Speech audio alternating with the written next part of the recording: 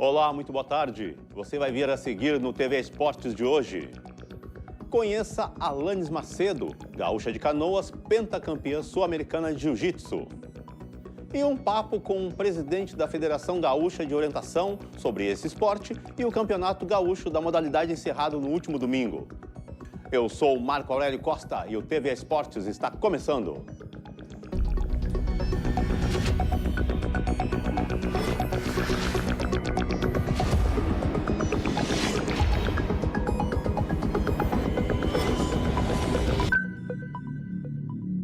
O município de Santiago sediou no último sábado a última etapa do Campeonato Gaúcho de Orientação. O Cosme Clube de Orientação de Santa Maria manteve a hegemonia e conquistou o título estadual pela 11ª vez. Mais detalhes sobre a competição e sobre esse esporte, quem traz para a gente é o presidente da Federação Gaúcha da modalidade, o Giovanni Dornelli Silveira. Boa tarde, Giovanni. Como é que foi a competição? Boa tarde, Marcos. Boa tarde, telespectador da TVE. É sempre um prazer estar aqui com vocês no programa, falando sobre o esporte e orientação. Foi um campeonato memorável, né? Foi um campeonato que a gente realizou com um certo sacrifício, depois das enchentes que assolaram o nosso estado, mas nós concluímos com êxito a terceira etapa no sábado e a etapa final no domingo, concluindo aí o Campeonato Gaúcho 2024. Como é que afetou vocês essas enchentes de maio? Afetou no planejamento, né? Nós sempre nos antecedemos, a gente planeja o campeonato um ano antes. O campeonato, por exemplo, de 2025 já está planejado com suas datas, as localidades que serão as competições. E esse ano nós tínhamos o Campeonato Brasileiro sendo realizado no Rio Grande do Sul e nós tínhamos o Campeonato Gaúcho planejado em 6 etapas, o Campeonato Gaúcho de Floresta planejado em 6 etapas. Com as enchentes, o Campeonato Brasileiro, que seria em maio, foi realizado em agosto. Então, todas as etapas de campeonato foram realizadas no segundo semestre. Isso acumulou muitas etapas, aí dificultou o deslocamento dos atletas, a parte orçamentária, né? Nós tivemos que, inclusive, tirar 2 etapas do Campeonato Gaúcho de Floresta para podermos realizar o Campeonato Gaúcho de Orientação de Sprint, né? Alguma coisa nós teríamos que sacrificar, e uma das coisas que nós sacrificamos foi a parte de floresta. Tiramos 2 etapas, realizamos em 4 etapas o campeonato desse ano.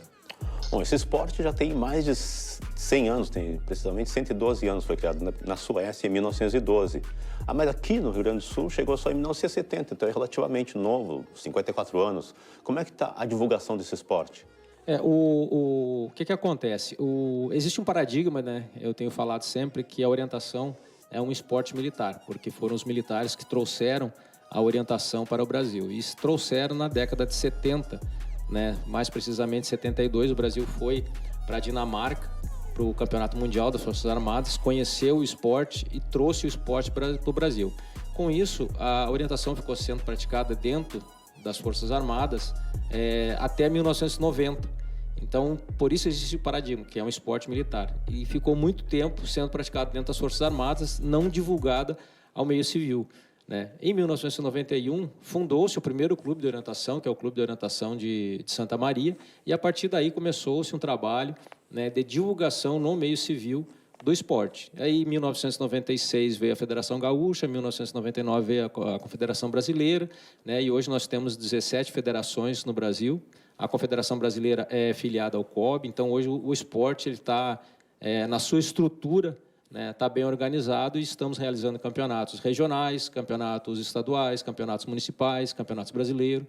A Confederação Brasileira tem uma responsabilidade junto à IOF em divulgar o esporte aqui na América, então ela tem essa responsabilidade. Esse ano foi realizado o Campeonato Sul-Americano na Colômbia, então é um esporte que está aos poucos sendo introduzido para os civis, né? Hoje nós estamos trabalhando muito com a parte do lazer, né? Divulgando o esporte como lazer, né? Como forma de introduzir o esporte.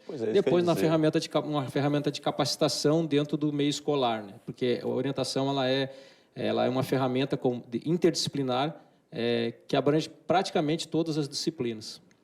Isso te dizer, nós estamos falando que orientação, mas esmiuça para o nosso público, explica para o nosso público o que é o esporte orientação, para quem, de repente, tem anseio de conhecer ou começar a praticar. Orientação é um esporte que você pratica com um mapa e bússola. Né? Começa a base do esporte é isso. O orientista, que é quem pratica a orientação, ele recebe no início do seu percurso um mapa. Nesse mapa tem um percurso planejado para ele realizar, e esse percurso ele é planejado por um especialista em planejar percursos, e ele coloca o percurso de acordo com o nível técnico do atleta e a idade do atleta. O atleta, o orientista, ele tem que largar, percorrer todos os pontos de controle que estão planejados no percurso e chegar. É vencedor, é declarado vencedor daquele percurso dentro da sua categoria, o orientista que fizer em menor tempo o seu percurso. É um esporte que reúne capacidade física e capacidade de raciocínio também a todo instante. Né? Você tem que estar tomando decisões a todo momento. Então, é um esporte bem interessante, bem completo. Funciona mais individual ou em equipe? O esporte no Brasil hoje, as competições oficiais do Brasil, do Brasil e do mundo, né, elas são individuais, mas nós temos também por equipe. Nós temos o revezamento, que é por equipe, né, algumas provas elas são realizadas, alguns campeonatos existem a prova de revezamento. Nós tivemos agora os ginasias no Bahrein, o Brasil ficou em segundo lugar por equipe. Né, tivemos medalhistas também individual, mas ficamos em segundo como equipe, então também é praticado como equipe, mas o desenvolvimento, a realização é individual. E como é que tu explica essa hegemonia de Santa Maria, 11 vezes campeã gaúcha? Como eu disse, Santa Maria foi o primeiro clube de orientação registrado no Brasil. É um clube que tem mais de 35 anos 34 anos de existência, né? E geograficamente o clube ele está estrategicamente bem colocado no Rio Grande do Sul. Então o que acontece? Quando o Santa Maria monta provas, fica mais fácil de todo o Rio Grande do Sul ir, né? E aí o Rio Grande do Sul e Santa Maria está na sua sede, né? Então fica muito mais fácil delas de competir com os outros clubes. Né? E como eu falei, é o clube mais antigo. Hoje o clube passa por uma gestão também de excelência. O clube vem de grandes projetos sociais, que esses projetos sociais formam novos atletas e esses atletas acabam ficando no clube e competindo pelo clube. Então, a pontuação do clube, né, nas competições sobe e aí não tem como competir. Atualmente não tem como competir. Já na prova de sprint, eles vieram com poucos atletas para a região metropolitana e nós tivemos um clube que surpreendeu, que foi a Rota 405, a assessoria esportiva Rota 405, surpreendeu o Clube de Orientação de Santa Maria sendo campeão. Que é o teu clube, Rota 405. Que é meu clube atualmente. Muito bem. É um esporte inclusivo, né? Nós estávamos conversando sobre cadeirante, agora tu descobriu para cegos. Conta, como é que é isso? Eu achei fascinante. A orientação, a gente está sempre dizendo, a orientação é um esporte totalmente inclusivo. Inclusivo. Esse ano, nós montamos, no Campeonato Brasileiro, nós montamos uma prova que é o Pré-O, que é voltada para o deficiente físico. Foi a primeira vez que foi realizado, a pedido da IOF, inclusive, da Federação Internacional, foi feita uma prova com apuração eletrônica para o Pré-O, que a gente chama de Pré-O, orientação de precisão. Então, começa por aí, a orientação também é para o deficiente físico. Infelizmente, não tivemos a participação de nenhum deficiente físico, né? Não foi falta de esforço da Federação Gaúcha de trazer o PCD para o campeonato, mas como não tem ainda o PCD participando do campeonato, e é uma exigência da Confederação Brasileira que todo campeonato brasileiro se coloque à prova de Pré-O, também a gente abre para o aberto. Então, quem não é PCD compete entre quem não tem a deficiência. Então, e hoje também, esse ano também, a Espanha, com um projeto espetacular, desenvolveu orientação para cegos, né? Então, provando aí que a orientação realmente é um esporte totalmente inclusivo. Nós temos alguns campeões aqui no Brasil de orientação? Sim, nós temos campeões no Brasil. Eu diria hoje que se nós tivéssemos orientação no Pan-Americano, todas as medalhas de todas as categorias seriam brasileiras. A orientação no Brasil é um esporte muito forte, apesar de pouco conhecido, é muito forte. Então, eu posso assegurar que se nós tivéssemos um Pan-Americano hoje, as medalhas viriam todas para o Brasil, como foi no Campeonato Sul-Americano agora, que o Brasil arrematou ali praticamente todas as medalhas em quase todas as categorias, né? Nós estávamos conversando um modo de divulgar esse esporte, que é um esporte que coordena não só a motricidade, mas também cálculo, trabalhar, de repente, num perímetro não urbano, né? E a criançada, eu acho que seria muito bom para a criançada, e estava me dizendo que isso precisa de uma estrutura até os professores saber como é que funcionaria isso. A divulgação hoje, eu acredito que o ideal da divulgação é começar pela rede escolar. Eu acho que a gente não tem como fugir disso, né? É um esporte que, como eu disse, é interdisciplinar. Você vai conseguir trabalhar a matemática, você trabalha altimetria, planimetria, ângulo, vetores, tempo, velocidade, distância, um tipo de leitura, né? Porque você não vai de um ponto para o outro sem interpretar códigos e cores, e aí entra artes também. Então, eu acredito que a rede escolar, no ensino regular, é a melhor forma de você divulgar esse esporte hoje. Então, não tem como fugir disso. O escotismo não é uma forma de divulgação, de orientação? O escotismo é uma forma de divulgação. Nós temos os escotismos, temos os escoteiros e os desbravadores. Final de semana passada, nós tivemos a oportunidade, né, a federação, eu digo que tivemos, porque foi a Rota 405 que fez o evento, mas a Federação Gaúcha apoia todo o evento que for voltado para a divulgação da corrida de orientação. E a Rota 405 fez um trabalho excepcional de divulgação da corrida de orientação para desbravadores, né? A diferença é que o escoteiro e os desbravadores, eles trabalham muito com uma técnica chamada azimuth e distância, né? Então, mas também, hoje eles querem aprender a forma de navegação com mapa e bússola, porque são navegações distintas, né? Uma você não usa mapa e a outra você usa mapa. Tem essa questão do uso da bússola. As pessoas ainda têm uma dificuldade com a questão do uso da bússola, né? Nós estamos transformando isso, nós estamos mostrando para as pessoas, para quem está aprendendo, que não tem nenhuma dificuldade em você trabalhar com esse equipamento. É um equipamento super simples de trabalhar. E na modalidade de mountain bike, como é que é? Um segue o outro, cada um tem um percurso, porque tem um tempo, né? E tem uma chegada. Como é que funciona? Principalmente quando é um terreno acidentado, em meio de mata, alguma coisa assim. Características do esporte orientação é que você não tem uma largada em massa, né? Os atletas, eles partem para o seu percurso dentro das suas categorias com um intervalo de tempo. E também é assim com o mountain bike.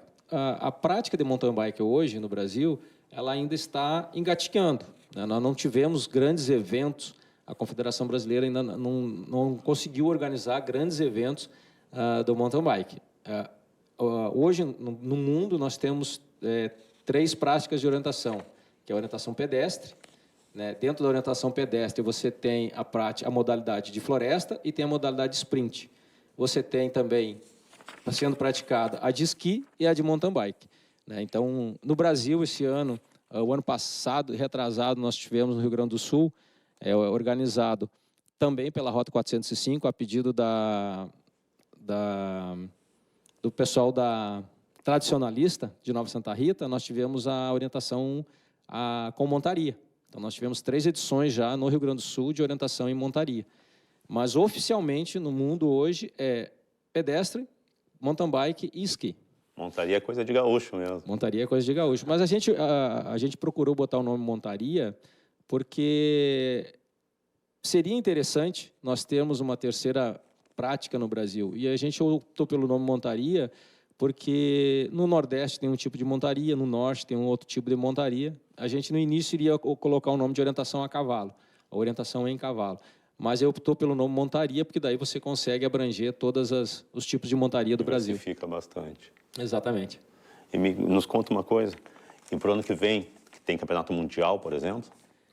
O campeonato mundial ele é realizado todos os anos. Temos representantes daqui? No Brasil ainda não, no campeonato mundial não.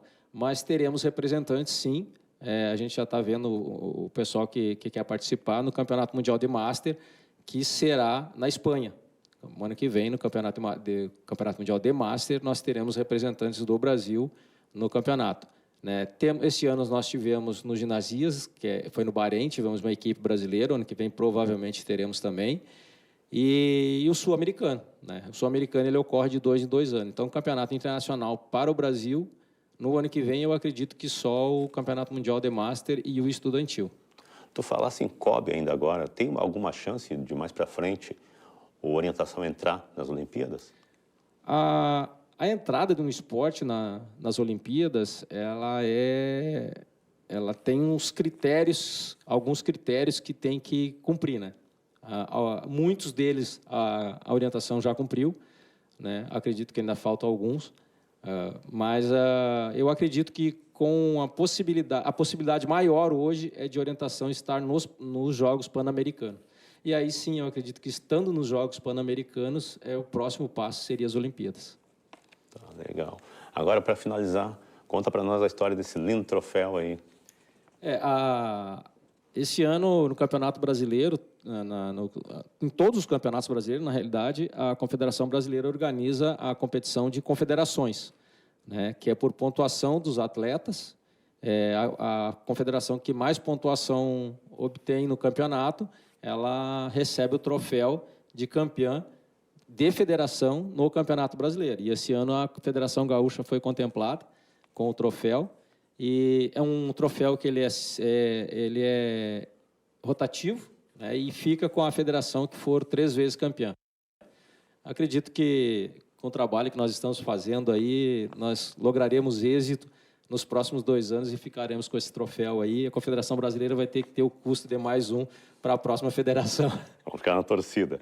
Eu conversei com o presidente da Confederação Gaúcha de Orientação, Giovanni Dornelles Silveira. Giovanni, muito obrigado pela presença. É muito bom divulgar esse esporte, acho interessantíssimo. Dá um recado aí para os nossos telespectadores.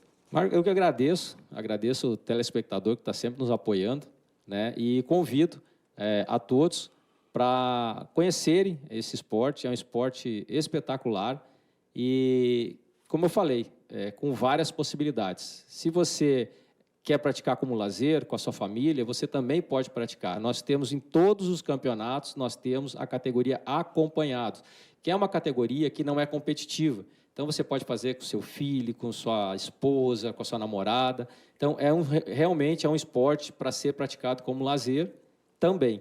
Tá? E você é professor, procure conhecer a corrida de orientação e procure conhecer as suas possibilidades, porque a corrida de orientação, como eu falei, é uma ferramenta interdisciplinar muito boa, onde você consegue trabalhar praticamente todas as disciplinas. Marcos, mais uma vez, obrigado pela oportunidade. É sempre bom estar aqui divulgando esse esporte maravilhoso, que eu sou apaixonado por ele. Muito obrigado. Vamos agora a um rápido intervalo e já voltamos com mais TVA Esportes.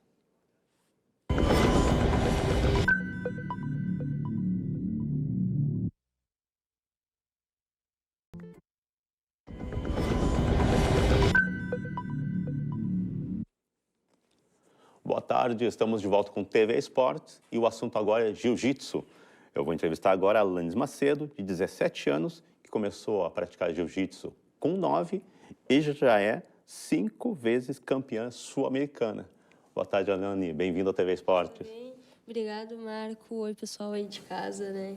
Então, é um prazer estar aqui com vocês, é um prazer estar aqui. E queria agradecer essa oportunidade aí. Como é que começou a tua história no jiu-jitsu? Como é que foi esse amor? É um pouco aleatório, né? Eu lembro que quando eu saía da escola para casa, eu passava na frente de uma academia e aí eu via as crianças de kimono, né? Vi o pessoal de kimono treinando e eu falava para minha mãe, tu tem que me trazer, né, mãe? Tem que me trazer. Só que era um pouco longe da onde a gente morava. E aí, quando a gente se mudou para mais perto da academia, eu não sosseguei até minha mãe me levar lá. Aí, depois que ela me levou, não teve um dia que eu fiquei sem colocar o kimono mais. Aquela fominha mesmo. Exato. E como é que começou a competir? Eu demorei uns 3 meses desde que eu comecei a treinar para competir. E eu lembro que tinha uma gurizada, assim, de onde eu treinava que ia competir. E eles falavam, não, tem que ir, é legal, tu vai gostar e tal. E aí eu lembro que com 2 semanas de treino eu já queria ir. Só que não tinha kimono ainda, não tinha nada. E a mãe, não, 2 semanas não dá, né? Aí demorou uns 3 meses até a próxima competição. Foi a minha primeira competição, né? E aí, desde então, nunca mais parei de competir também. E me diz uma coisa, tu começaste com 9 anos, uma criança, né? Como é que tu conseguia conciliar a competição, treinamento e escola? Sabe que isso foi algo que eu sempre lidei muito bem, né? Tanto todos os meus professores sempre disseram isso. Eu acho que, como hoje em dia o esporte ele cresce muito e tu vê nas escolas às vezes, né, já tem um esporte ali para as crianças já se iniciarem logo desde pequenas. Então é algo que dá para lidar facilmente. Tem que ter a cabeça no lugar, né? Não dá para levar 70 por um e 30 para o outro, é 50-50. Como a prática esportiva, principalmente das artes marciais, ensina o equilíbrio. Exato. Tu tem esse equilíbrio. Exato, isso é uma disciplina que logo no tatame tu já aprende, né? Não é algo que tu vai aprender fora dele. Tu entende que no tatame já tu tem que saber conciliar as duas coisas. Porque jiu-jitsu é arte suave, mas no tatame não tem suavidade nenhuma. É Exato. mata-leão, é dominação, o negócio é pegado, né? Arte suave é só apelido. E tu só tem 8 anos de jiu-jitsu. 8 anos de jiu-jitsu já. Parece uma vida inteira, Parece pra uma dizer a vida verdade. inteira. Já tá casca grossa, já, como se diz, né? Oh! E me conta uma coisa, como é que foi essa tempestade de maio? Tu estavas me contando que perdesse medalha, como é que foi? Conta pra nós um pouquinho. Pois é, na verdade, quando aconteceu todo esse evento, né? Eu não estava morando aqui, eu estava morando em São Paulo. Estava na minha academia, na Frates, treinando lá. E aí foi 2 semanas antes do Mundial. E aí aconteceu toda essa questão, né? Todo esse evento. Fui pro Mundial, essas 2 semanas depois que aconteceu. Fiquei em 3º lugar na categoria no absoluto. E aí, depois disso tudo, saí do campeonato nos Estados Unidos, vim direto para cá, correndo. E aí, desde então, a gente tá se reorganizando, né? Para conseguir manter tudo direitinho. Perdesse medalhas, né? Algumas foram. Mas ainda tem bastante, né? Ah, dá para recuperar todas, né? E daqui a pouco vem mais também. Exato, a gente vai recuperando, vai colocando no lugar, né? Acho que cada medalha tem uma história, mas as que vêm daqui para frente têm uma história um pouco mais emocionantes, né? Elas vêm também para ocupar o lugar das que foram. Me diz uma coisa, como é que é? Tu é uma adolescente ainda, com 17 anos. Como é que foi ficar meses em São Paulo, um estado bem maior que o nosso, né? Com certeza. Mais acelerado, e tu sozinha lá, como é que foi a tua logística, dia a dia? Olha, para te dizer bem a verdade, é difícil pensar que eu estava sozinha, porque não teve um dia que eu não recebi uma ligação da minha mãe, do meu pai, das minhas avós. Então, antes mesmo de eu embarcar para ir para São Paulo, já dava para ver, assim, já dava para sentir o apoio da minha família para me levar para lá.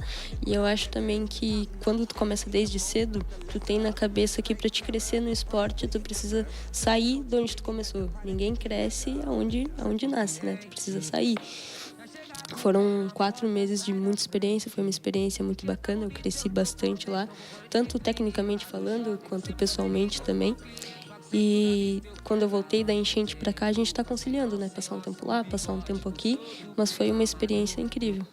E como é que era a tua alimentação lá? Porque aí não tinha mamãe para cuidar. Não começa, fritura, fast food. Como é que era a tua alimentação? Porque tu é uma atleta de alto Exato. nível. Acho alto que no rendimento. jiu-jitsu é um dos esportes que a gente mais preza pela alimentação, né? Não tem como tu ter uma máquina forte se o combustível que tu coloca nela for meia boca. Então, a alimentação tem que ser 100%, né?